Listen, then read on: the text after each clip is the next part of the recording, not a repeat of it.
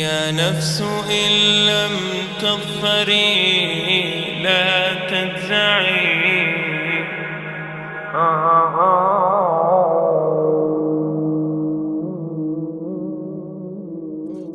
All the praise is for Allah, who is the author of all existence and the most generous to his creation, while he is also the all-compelling.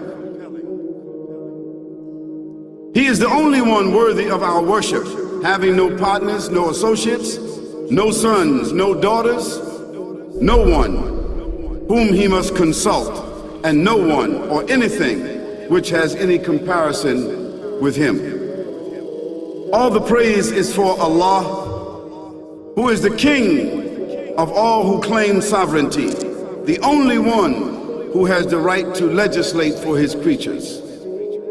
He is the giver of life. He is the causer of death, while death has no effect upon him, because he is the ever-living, the self-subsisting, the eternal and the only absolute. All the praise is for Allah, who has power over all things, and there is in reality no power and no strength, no influence to cause benefit or detriment except through him. It is he who created this complex world, the seen and the unseen, the evident and the speculative, the earth and all that is on it and everything that is in it. It is he who sent his messengers and prophets, alayhimus salam, with the common message of strict monotheism, which simply means that there's absolutely no one worthy of worship, no one worthy of our obedience except the Almighty, the One, the Absolute, and who has no partners. The earlier messages which changed the world in the area in which the prophets were sent,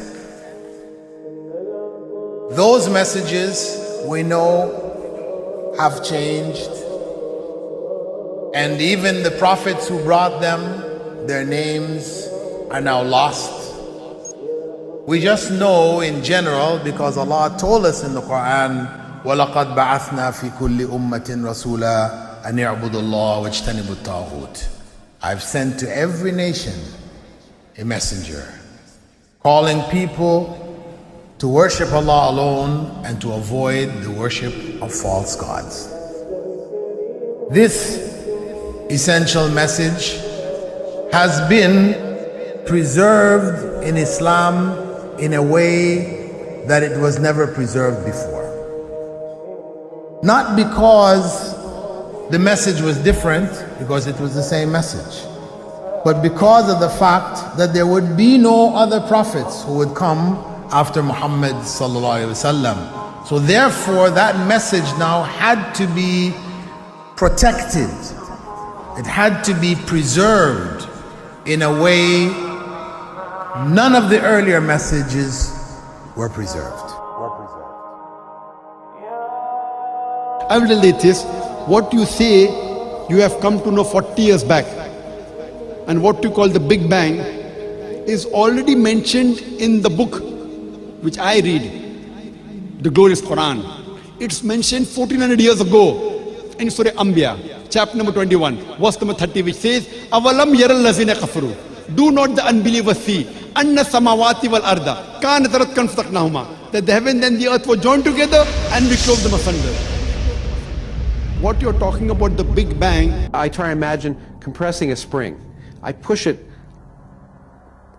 closer and closer and closer together so it's smaller and smaller and smaller, and I've stored a tremendous amount of energy in that spring, and when I let it go, it bursts out, it bursts out, it bursts out. the creation of the universe, which you came to know 40 years back, is already mentioned in this book, the glorious Quran, 1400 years ago.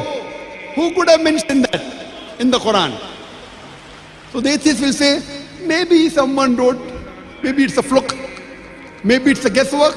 A human being, regardless of who they are, or where they are, or what they do, will have this curiosity.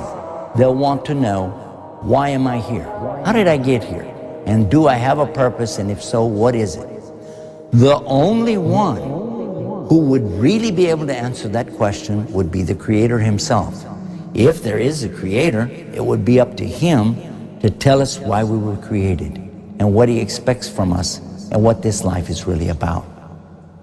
Allah has shown the people from the time of Adam until right now, has shown the people what He wants from them. And it's a very simple thing, and that is that worship be for Him alone without any partners. In fact, we know this life to be a test from Almighty God. That's why we're born, and that's why we die, because there has to be a beginning and an end for us to be tested on. The next life, after this life, no one will ever die again. A bad person or a good person.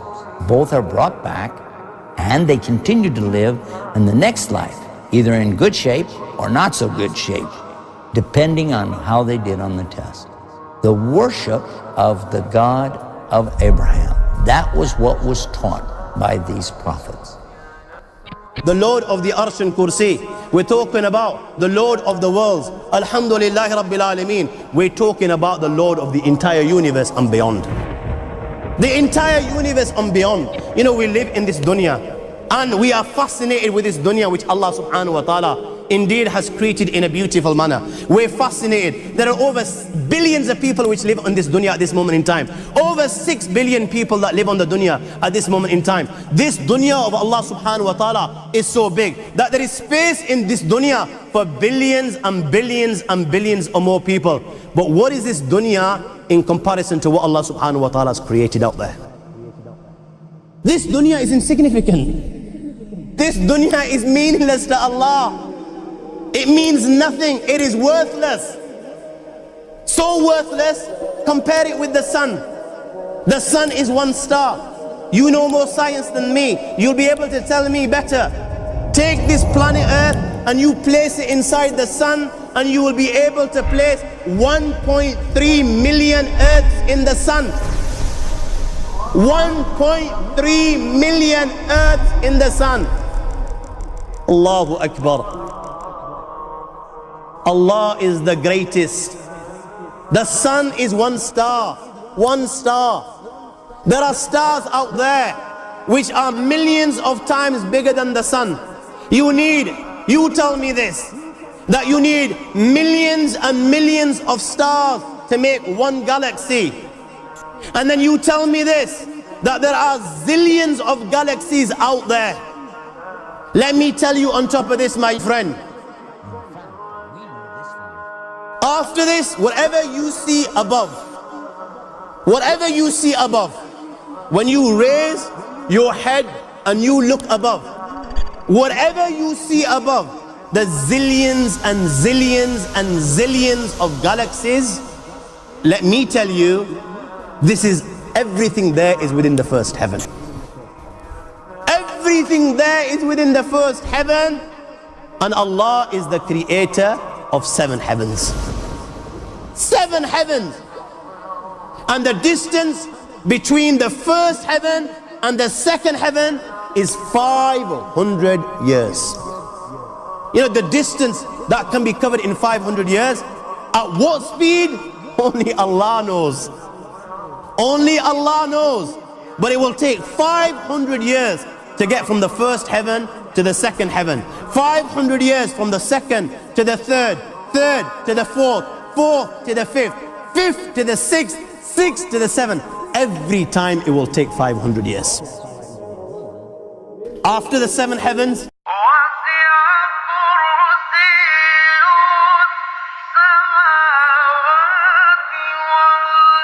وَسِعَ كُرْسِيُّهُ السَّمَاوَاتِ وَالْأَرْضِ. You all read the Ayatul Kursi. You all know the Ayatul Kursi. After this, you have the Kursi of Allah. You have the chair of Allah subhanahu wa ta'ala. You know these 7 heavens that we've just talked about, in comparison to the Kursi of Allah, they're non-existent. They're meaningless.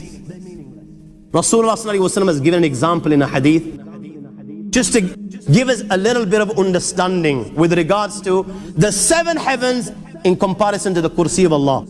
Take a ring from your finger, take it off, the small ring that you have, and place it, let's say, in a desert, the Sahara Desert. It's the biggest desert in the world. You know that ring that we take off from our fingers and place it in the Sahara Desert? What comparison is in between the ring and the Sahara Desert? Nothing. Nothing. The 7 heavens is the ring, and the kursi of Allah is the Sahara Desert. After the kursi of Allah, you have the arsh of Allah. وَكَانَ أَرْشُهُ عَلَى الْمَاءِ. You have the arsh of Allah. Again, Rasulullah has explained, so just so that we can understand. Take the ring, place it in the desert. This time, the ring is the kursi and the arsh is the desert. What is the kursi in comparison to the arsh of Allah? Nothing. Then you have angels which carry the arsh of Allah. Their heads are in the 7th heaven and their feet are in the lowest earth. My friends, then you have the Lord of the arsh al-kursi. لا تدركه الأبصار وهو يدرك الأبصار وهو اللطيف الخبير. He is beyond the size of Allah, who Allah is, what Allah is. The greatness of Allah is beyond the comprehension of my little mind. This is the being that you and I are messing with.